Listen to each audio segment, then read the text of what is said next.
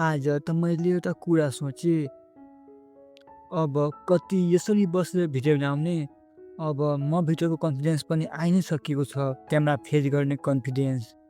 अब म पनि सोचिरहेको छु कि के गर्छु त्यो पनि अलिअलि हेराऊ। आज म आफ्नो होस्टेल रुम हेराउँदैछु। यो भयो मेरो रुमको ढोका।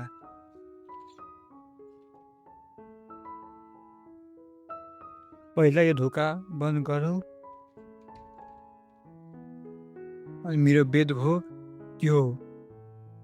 यो म यहीँ पढिरहेको हुन्छु, यो यसरी टेबल युज गरेर यहीँ बसेर पढिरहेको छु। यो मेरो बेड हो।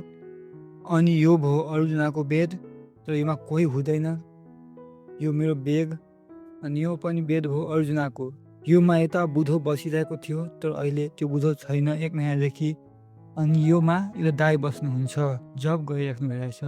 अनि म त्यो बिना बसेर पढ्दै बोर भइसकेँ। अनि म यहाँ पढ्न थालेँ। यो टेबलमा बसेर पढिरहेको थिएँ, किनकि बेडमा धेरै नै निद्रा लागिरहेको थियो। अनि यो भयो मेरो लकर, यसमा ल्यापटप छ, बुकसुक छ, अरू सामानहरू पनि छ। यो नै सानो भयो मेरो होस्टेल रुम। अनि यो रुममै छ यहाँ किचनको स्ल्याब, तर यो कुनै कामको छैन, किनकि यो त होस्टेल हो नि, होस्टेलमा त खाना दिन्छ नै। यो सबै सामान यहाँ बस्ने दाइकै हो। यो दाइ त आज घर गइसक्नुभयो होलीको लागि। अब खै कहिले आउनुहुन्छ त्यो थाहा छैन मलाई। म रुम त खोजि नै रहेको छु, रुम पाइसके पनि राम्रै हुन्छ, किनकि म यहाँ रुममा को लागि सबै सामान पनि लिएर आएकै छु, तर रुम नै पाइरहेको छैन। छिटोभन्दा छिटो अब पाइहाल्यो भने राम्रै हुन्छ। म यहाँ बसेर पढिरहेको थिएँ, अनि पढ्दै बोर भइसकेँ।